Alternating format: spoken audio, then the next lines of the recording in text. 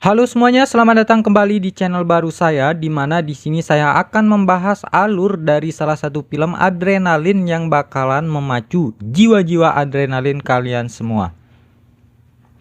Film ini berlatar pada tahun 1944 ketika Perang Dunia Kedua baru saja berakhir. Nazi masih belum bisa menerima kekalahannya sehingga mereka menerapkan taktik bumi hangus atau strategi militer yang bertujuan untuk menghancurkan segala sesuatu yang mungkin berguna bagi musuh.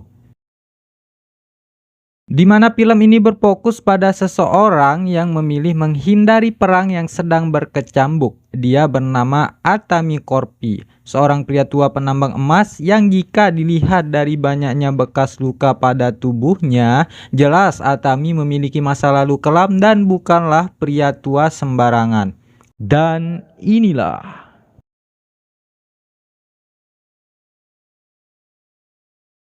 film ini diawali dengan memperlihatkan tokoh utama kita, Atami, yang tak punya sanak saudara, di mana hidup Atami hanya fokus untuk mencari emas yang kebetulan pada hari itu dia menemukan sebutir emas di sungai kecil yang mengalir.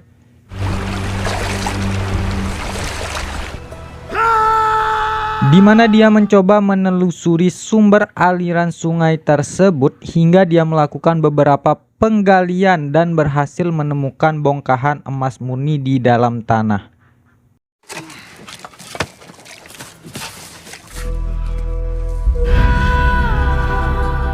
Dengan emas sebanyak itu jelas akan membuat Atami memiliki banyak uang dan cukup untuk dirinya bisa menikmati masa tuanya dengan tentram dan damai. Yang karena jarak menuju bank cukup jauh, Atami harus melakukan perjalanan jauh membawa serta emas-emas miliknya tersebut.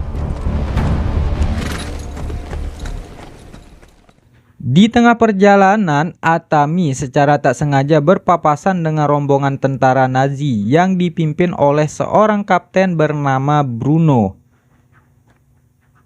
Atami sempat akan ditembak oleh anak buahnya Bruno yang songong bernama Wolf. Namun Kapten Bruno melarang dia melakukannya karena dianggap buang-buang peluru saja hanya untuk membunuh seorang pria tua yang tidak berguna.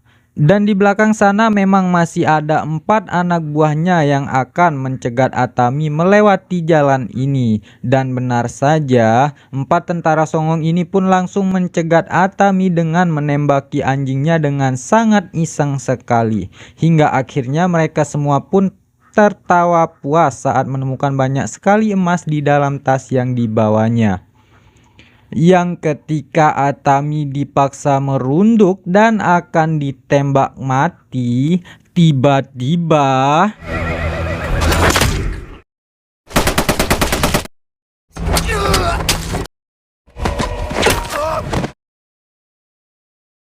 dan mereka berempat pun tewas dengan kondisi yang sangat mengenaskan gara-gara menganggap sepele seorang pria tua yang tidak mereka kenal.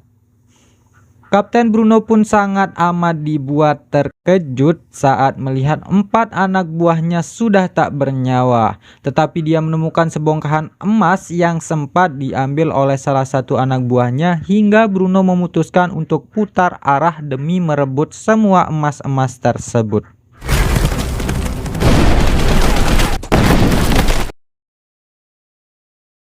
Dan ya, Atami memasuki ladang ranjau. Kudanya mati dan emasnya berserakan. Bruno membiarkan Atami memungut satu persatu emas tersebut yang ketika Wolf akan menembaknya, tiba-tiba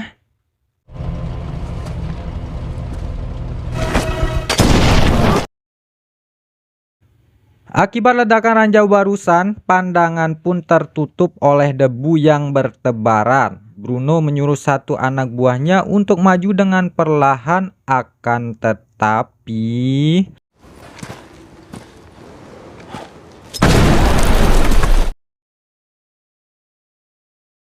dan ya, tentara itu pun tewas oleh satu ranjau yang dilempari Atami. Bruno kembali menyuruh dua anak buahnya untuk berjalan melalui sisi samping dan Atami sudah menghilang entah kemana. Namun Bruno menemukan kalung milik Atami kemudian menyimpannya. Yang karena takut di depan masih ada ranjau, Bruno pun menumbalkan dua tawanan wanitanya untuk berjalan paling depan untuk memastikan jalur mereka aman untuk dilewati. Pada akhirnya Bruno dan Wolf sangat amat dibuat terkejut saat mengetahui jika kalung milik Atami tersebut adalah kalung tentara, yang berarti Atami adalah seorang mantan tentara. Mereka juga dibuat terkejut ketika mendapat informasi bahwa mereka sangat beruntung masih dibiarkan hidup karena dari informasi sumber yang terpercaya, Atami merupakan mantan tentara yang paling ditakuti di kesatuannya dan seseorang yang sangat kejam yang siapapun tidak ingin macam-macam dengannya. Atami juga disebut-sebut sebagai legenda karena berhasil membunuh 300 tentara Rusia hanya sendirian saja. Yang usut punya usut, kekejaman dan kebrutalannya dipicu oleh kematian keluarganya yang mati oleh pasukan Rusia selama Perang Musim Dingin. Bruno sebenarnya sudah sangat untung diberikan pilihan dan punya kesempatan untuk tetap melanjutkan perjalanan pulang kembali ke markas. Namun setelah melihat emas yang dibawa oleh Atami, Bruno pun tergiur untuk memilikinya karena setelah perang berakhir, pastinya dia tidak akan punya apa-apa kecuali penghargaan dari kesatuan. Sehingga meskipun dia sudah tahu siapa Atami dan apa resiko yang harus dihadapinya, Bruno tetap keras kepala mengejar Atami untuk merebut semua emasnya. Karena sempat tertembak, Atami pun bersembunyi di belakang mobil bekas yang ketika mereka lewat, Atami langsung menempel di kolong mobil lantas melubangi tangki bahan bakar hingga bensin membahasi sekujur tubuhnya.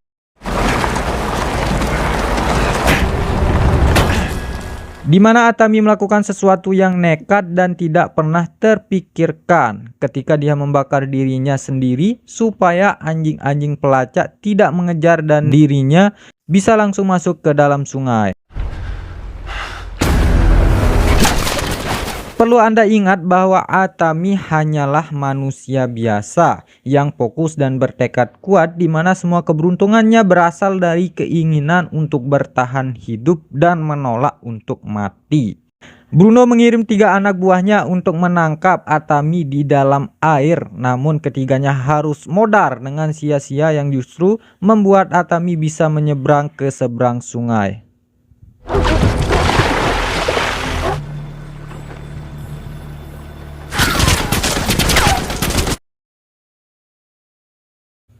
Yang ketika Bruno tiba di bekas tempat pengisian bahan bakar, anjingnya pun muncul kembali, tetapi Atami akhirnya tertangkap. Semua emasnya dirampas, dia digantung pada tiang yang pada saat Atami sudah terdiam, Bruno dan pasukan pun langsung pergi setelah menganggap jika Atami sudah mati. Padahal dia hanya pura-pura mati dengan menahan napas dan memanfaatkan otot lehernya untuk menahan tali dan berhasil mengurangi beban tubuhnya dengan cara menancapkan kakinya pada sebuah paku yang tertancap di tiang tersebut.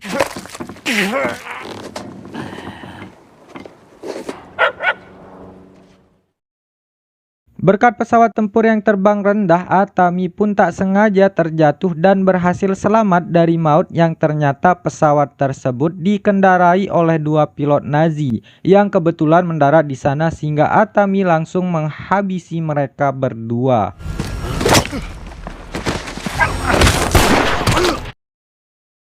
Sempat akan mengubur harapannya untuk mendapatkan emasnya kembali, Atami tiba-tiba memiliki ide setelah melihat pesawat milik kedua pilot ini, di mana satu pilot yang sedang sekarat pun benar-benar dibuat takjub sekaligus ketakutan saat melihat Atami menjahit lukanya menggunakan kawat dengan tangannya sendiri.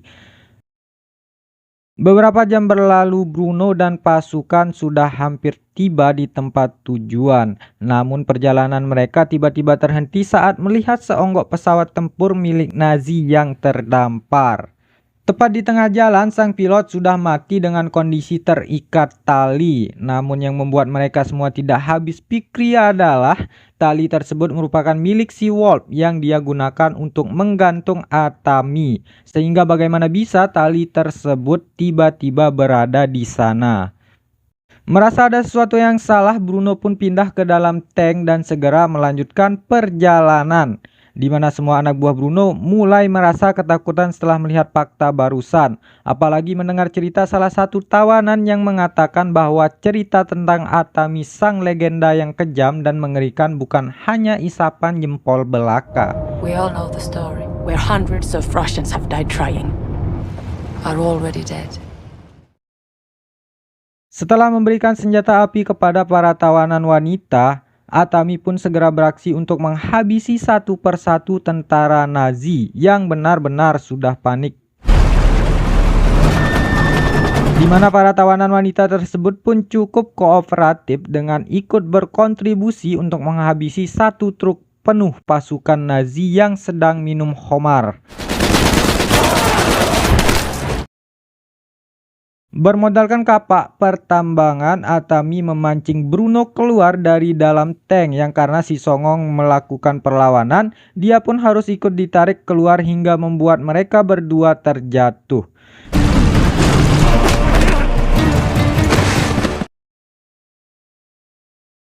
Bruno yang serakah pun meninggalkan Wolf dengan Atami, di mana Wolf sangat-sangat ketakutan sampai-sampai memohon ampun untuk nyawanya. Sampai muncul dua tentara Nazi yang menggunakan motor. Dikira akan membantu, ternyata sifat serakah Bruno pun kembali ditunjukkan ketika dia dengan mudahnya menembak anak buah terakhirnya yang masih tersisa.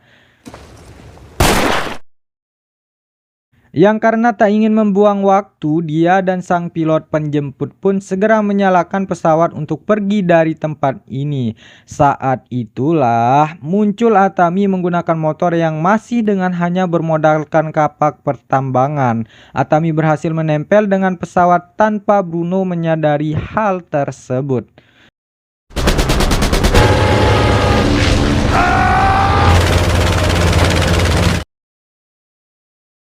Di sini kita akan melihat secara langsung dengan bagaimana Atami melakukan berbagai hal mustahil hanya untuk bisa mencapai tujuan. Di mana dia berhasil masuk ke dalam pesawat hingga melakukan pertarungan secara langsung dengan si Bruno. Merasa dirinya menang, Bruno pun menggunakan sabuk pesawat yang dililit ke genggaman tangannya supaya bisa mencambuk Atami sampai puas, di mana keputusan tersebut adalah sebuah kesalahan besar. Karena Atami langsung mengikat sabuknya pada sebuah bom sehingga Bruno harus ikut terseret jatuh dengan bom tersebut.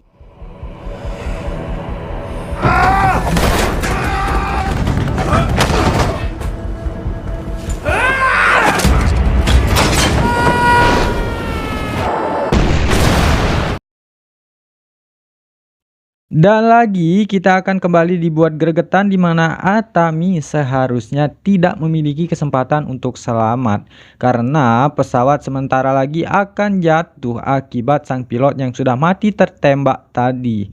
Yang sambil memeluk erat-erat emas miliknya, Atami pun mengikat tubuhnya pada pesawat untuk mengurangi peluang cedera atau kematian akibat benturan yang sebentar lagi akan terjadi.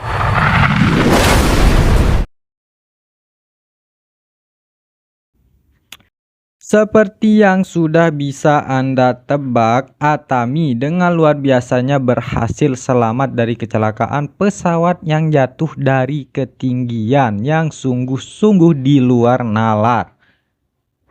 Di mana Atami tidak pergi ke rumah sakit terdekat, melainkan langsung pergi ke bank untuk menukarkan semua emas-emasnya dengan uang yang sangat banyak. Tamat. Ending yang sangat menghedonkan, mantap sekali.